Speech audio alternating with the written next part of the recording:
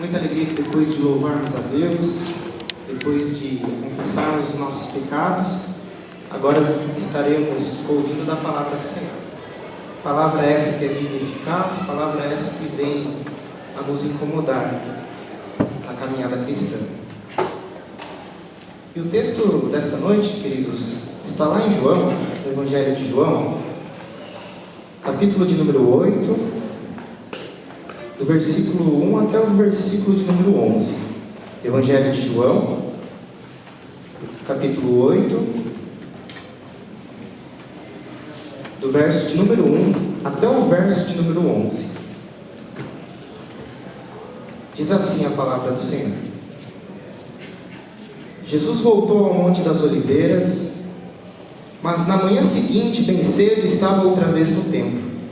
Logo se reuniu uma multidão, e ele se sentou e a ensinou. Então os mestres da lei e os fariseus lhe trouxeram uma mulher pega em adultério, e a colocaram diante da multidão. Mestre, esta mulher foi pega no ato de adultério. Disseram eles a Jesus: a lei de Moisés ordena que ela seja apedrejada. O que o Senhor diz? Procuravam apanhá-lo numa armadilha, ao fazê-lo dizer algo que pudessem usar contra ele. Jesus, porém, apenas se inclinou e começou a escrever com o dedo na terra. Eles continuaram a exigir uma resposta, de modo que ele se levantou e disse: aquele de vocês que nunca pecou, atire a primeira pedra. Então inclinou-se novamente e voltou a escrever na terra. Quando ouviram isso, foram saindo, um de cada vez, começando pelos mais velhos, até que só restaram Jesus e a mulher no meio da multidão. Então Jesus se levantou de novo e disse à mulher: onde estão seus acusadores? Nenhum deles a condenou? Não, Senhor, respondeu ela. E Jesus disse: eu também não a condeno. Vá e não peques mais. Queridos, já faz algum tempo que essa passagem tem tocado o meu coração e por isso eu trouxe ela nesta noite. E o tema desta noite é se encontrando com a vida, o encontro com a vida. E nós já iremos saber por que a escolha deste tema. Antes de falarmos propriamente do texto, precisamos entender o contexto em que essa passagem está inserida. Se os irmãos olharem lá no capítulo de número 7, Jesus está na festa dos tabernáculos. Jesus está em Jerusalém, na festa dos tabernáculos, festa dos judeus. E esta festa era celebrada pelos judeus com o intuito de agradecer a Deus por sua provisão durante os 40 anos de caminhada, quando eles saíram do Egito. Então eles saíram do Egito e até chegar à terra de Canaã, a terra prometida, levou-se 40 anos. E nessa caminhada eles estavam peregrinando pelo deserto. Então Deus, na sua misericórdia, na sua graça, encontra aquele povo e mantém aquele povo, manda a chuva, dá proteção. Então eles têm como intuito nesta festa agradecer a Deus por esta proteção, pela chuva que caía sobre a plantação, pelo alimento que muitas das vezes caía também do céu. E é interessante que a festa dos tabernáculos seria tendas, cabanas. Então esses judeus, eles vinham de todas as partes, se encontravam ali em torno de Jerusalém e montavam cabanas para lembrar do tempo que eles tinham passado no deserto. E entendendo que Jesus está nessa festa, sendo procurado pelos fariseus e escribas, pelos líderes religiosos da época, tanto é que alguns soldados vão ao encontro dele, e ele acaba indo ao Monte das Oliveiras. E no versículo de número 1 fala muito bem isso, né? Que Jesus voltou ao Monte das Oliveiras. Então Jesus sai de Jerusalém, sai daquela festa e vai ao Monte das Oliveiras, porque ele sabia que queriam prendê-lo. Então ele vai possivelmente na casa dos seus amigos para dormir. E na manhã seguinte ele retorna ao templo de Jerusalém. O versículo de número 2 diz assim: mas na manhã seguinte, bem cedo, estava outra vez no templo. Logo se reuniu uma multidão e ele se sentou e a ensinou. Então perceba que Jesus está sendo perseguido. Ele está na festa dos tabernáculos, Alguns judeus ficam maravilhados com aquilo que ele fala, até os soldados ficam maravilhados com aquilo que eles falam, com aquilo que ele fala. No entanto, os líderes religiosos querem capturar Jesus, e eles querem fazer isso, custe o preço que custar. E Jesus, sabendo disso, vai ao Monte das Oliveiras, dorme lá e retorna no templo para ensinar aquele povo. E nós já iremos ver o que Jesus queria ensinar aquele povo. E o primeiro ponto do nosso sermão, o primeiro tema, é que a hipocrisia, ela gera morte. A hipocrisia, ela mata. E nós já iremos saber o porquê. No versículo de número 3, se os irmãos olharem, diz bem assim: então os mestres da lei e os fariseus lhe trouxeram uma mulher pega em adultério e a colocaram diante da multidão. Mestre, versículo de número 4, esta mulher foi pega no ato de adultério, disseram eles a Jesus. Então perceba, no dia seguinte, Jesus está no templo, ensinando, em meio à multidão.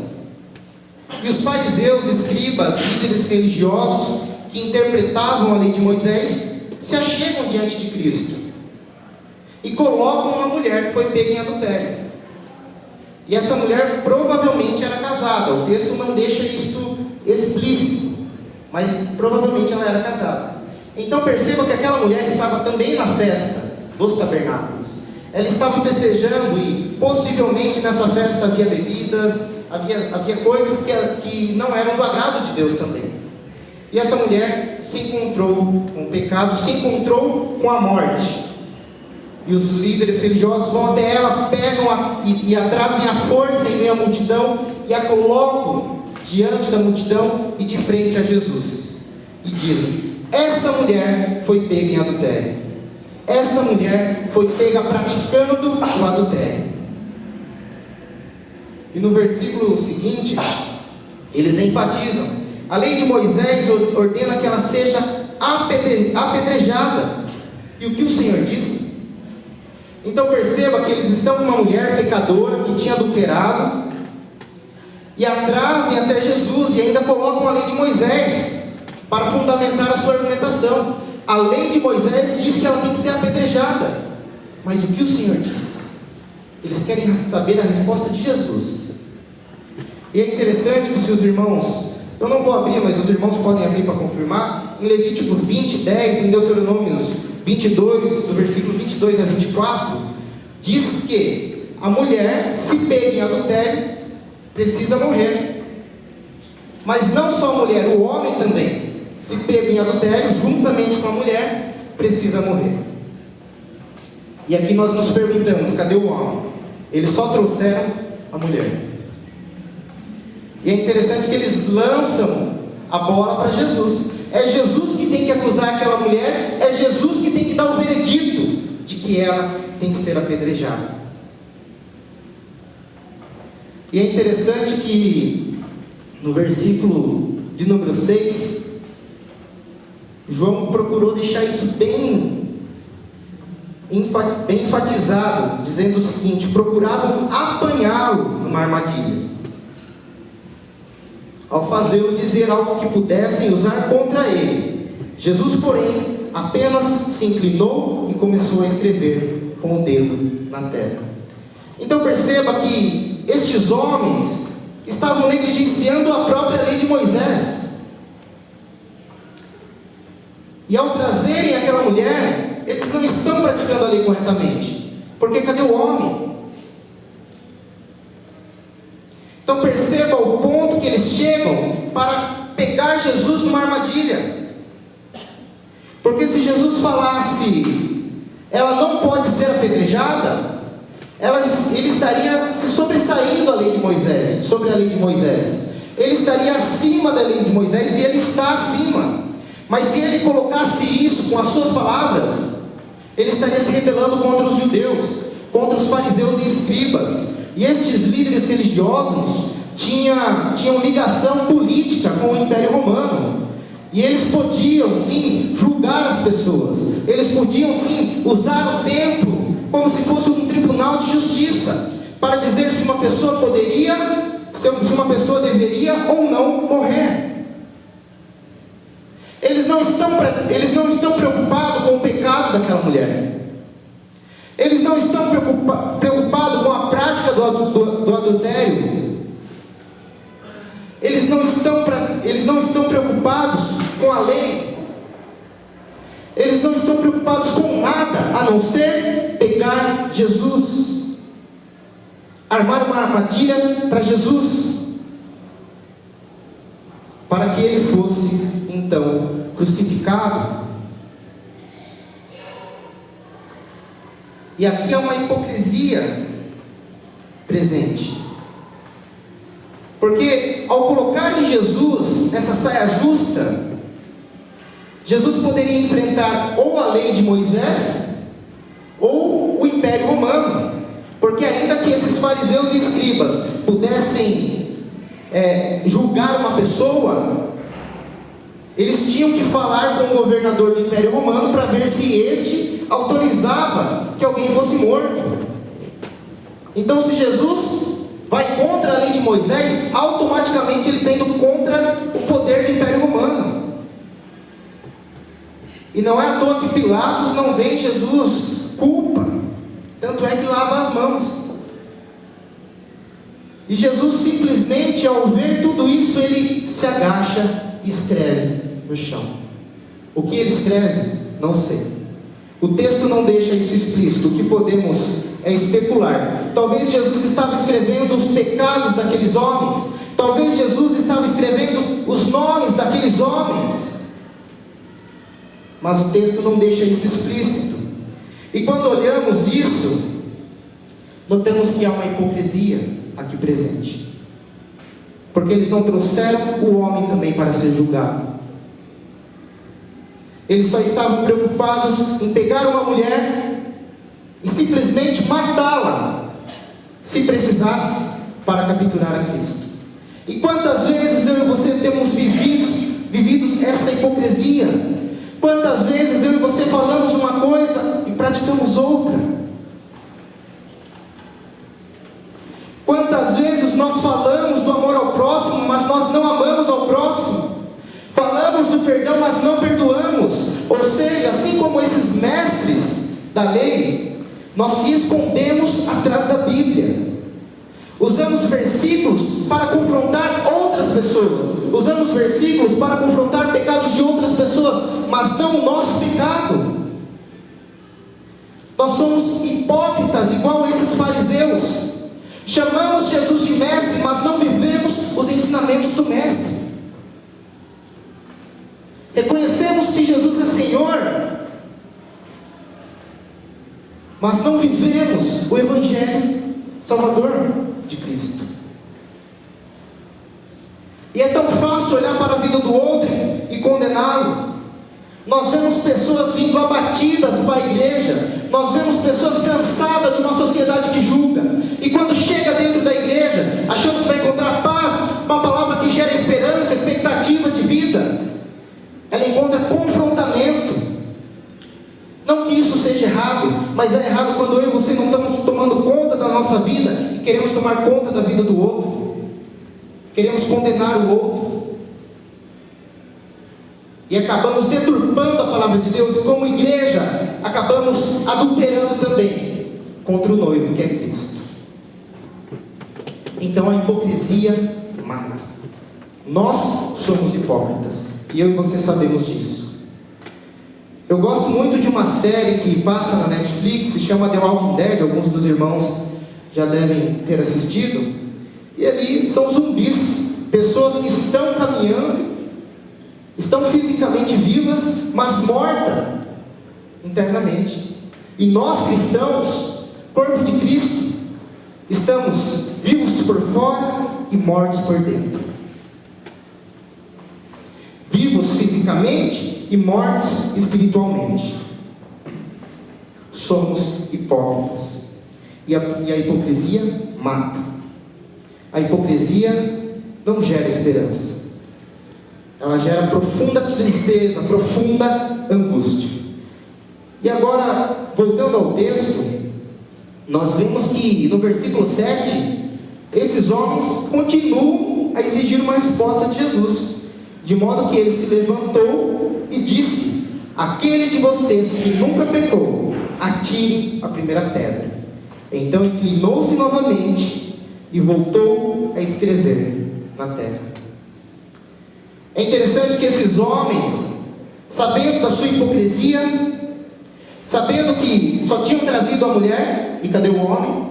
Obviamente nós estamos falando aqui de um contexto patriarcal, onde o homem se sobressai e a mulher é vista somente como objeto, geradora de filhos. Mas agora eles exigem uma resposta de Jesus. E Jesus simplesmente olha e diz: aquele que não pecou, que nunca pecou, atire a primeira pedra. Jesus está seguindo a lei.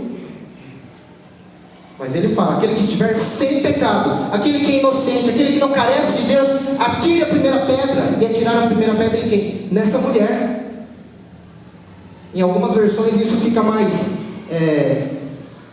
fácil de entender, mas aqui Jesus está se referindo: se você não tem pecado, então pegue a pedra e atire nela.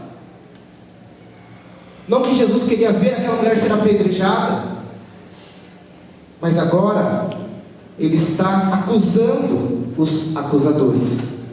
Agora Jesus está confrontando o íntimo, o coração daqueles homens. E não é à toa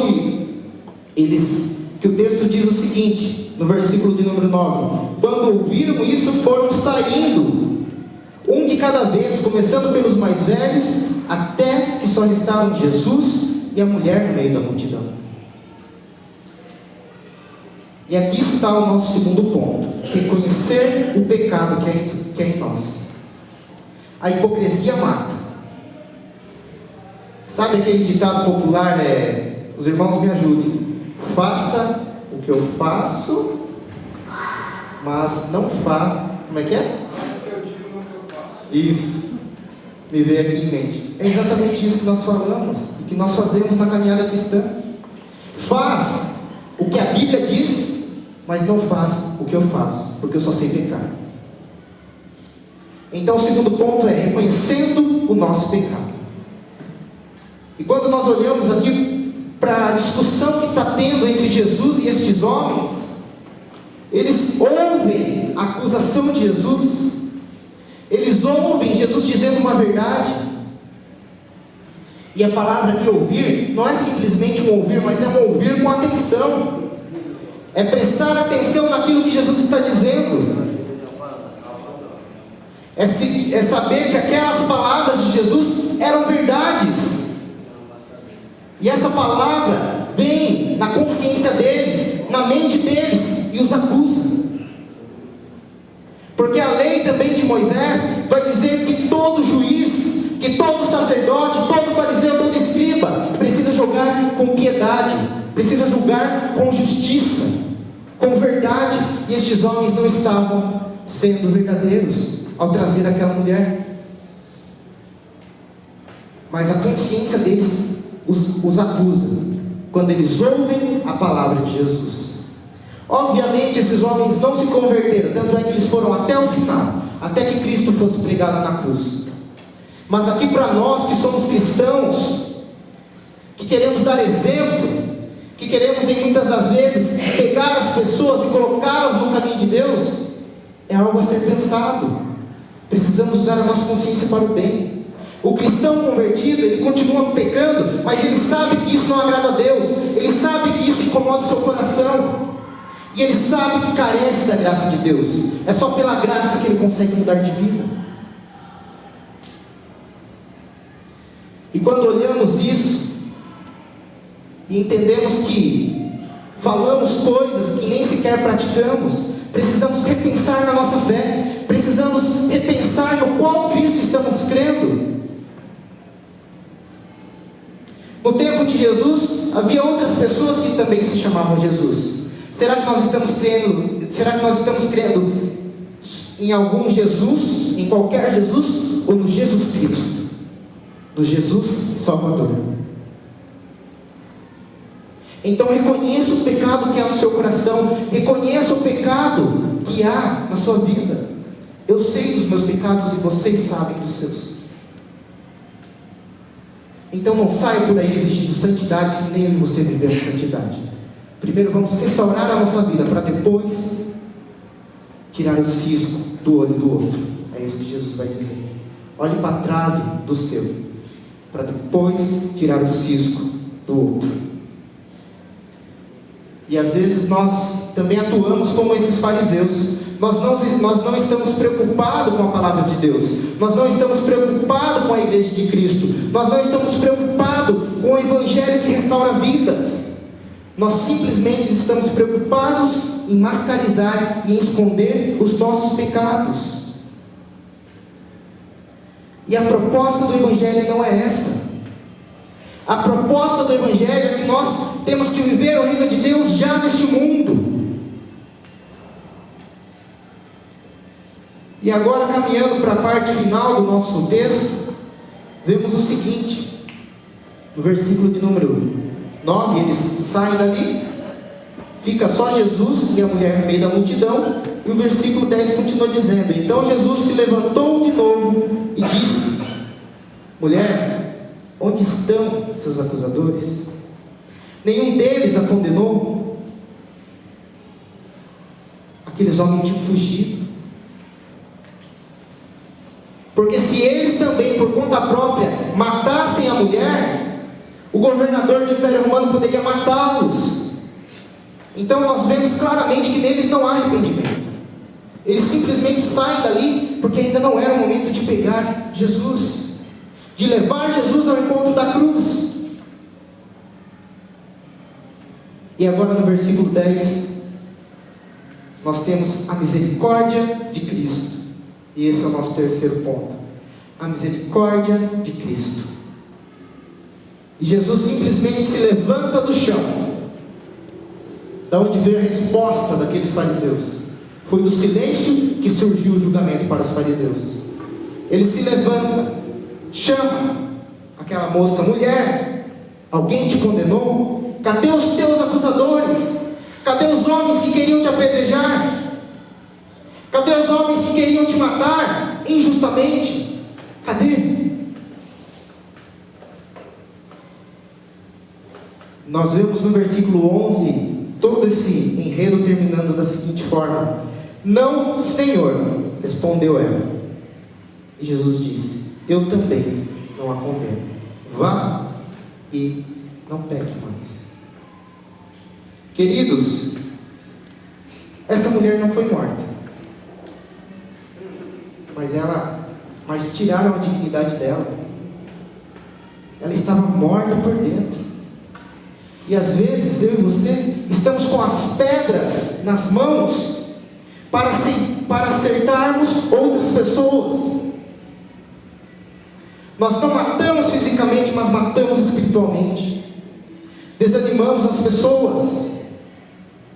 Quantas e quantas vezes nós fizemos isso em nossa vida? Quantas e quantas vezes nós olhamos para aquele que pecou e condenamos?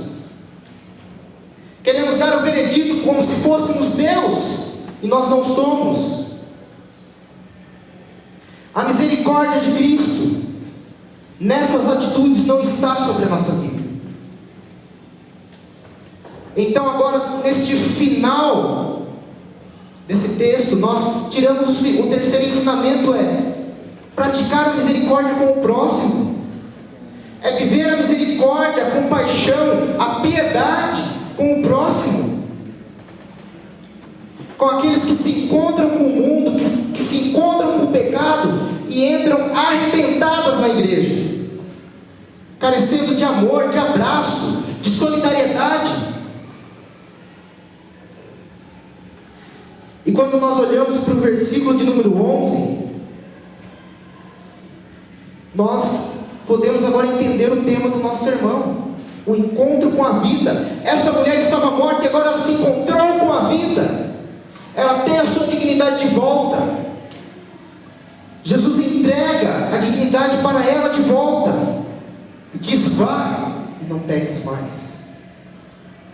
Não é porque Jesus não a acusou que ele é conivente com o pecado dela. Não. Jesus exige aqui o arrependimento verdadeiro. E Jesus direciona ela para o mundo e diz: vá e não peques mais.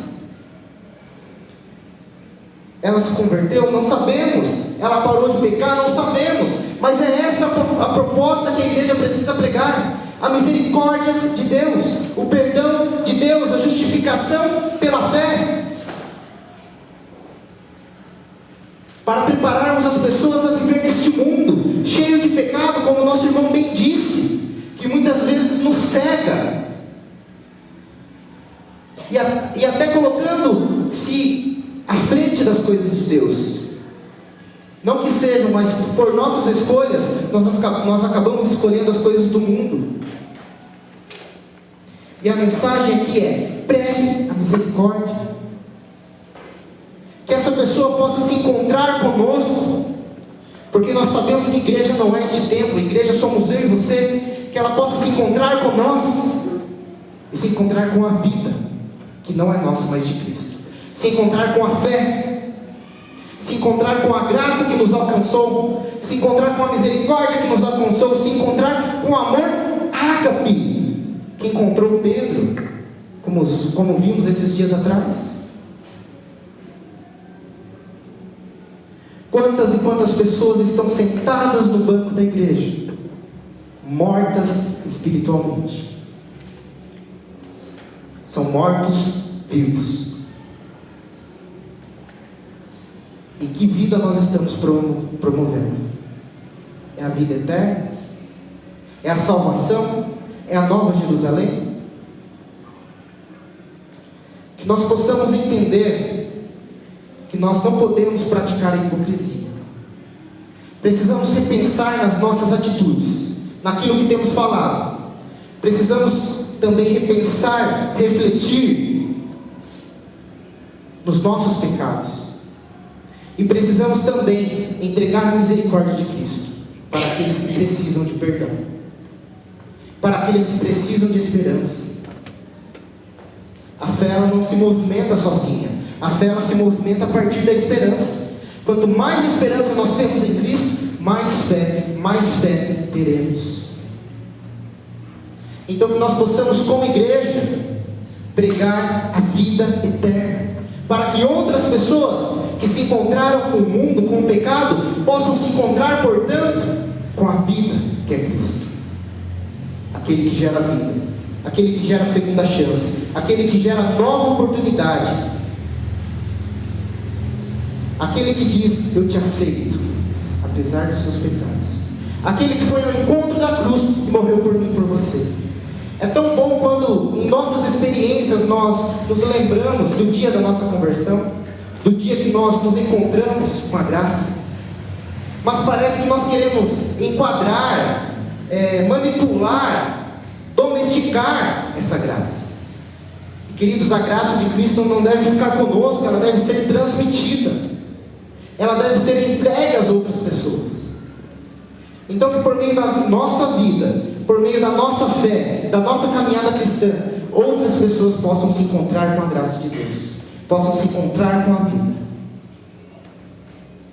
Ela pode voltar a pecar? Pode. Mas nós precisamos estar de braços abertos para acolhê-la de volta. Assim como foi com o filho pródigo, né? Quem converte, lembre, é o Espírito Santo. Nós temos que pregar esta vida e deixar que ela, no seu íntimo, tenha essa experiência viva, real, plena com o Espírito Santo. Essa experiência que nos levanta e nos impulsiona para vivermos o Evangelho não nas quatro paredes da igreja, mas no mundo deturpado, depravado, com o governo corrupto que vemos por aí. Que nós possamos levar então essa graça, essa misericórdia, este amor, esta compaixão, enfim, todos os atributos de Deus para outras pessoas. Amém? Amém. Vamos fechar os nossos olhos por alguns momentos. Quero que você agora pense em algum amigo, em algum familiar que está desviado, e ore pela vida dele, por aquele que muitas das vezes você condenou, julgou. Ore por essa vida. Clame para Deus visitar esse coração, clame para Deus entregar vida e que nós possamos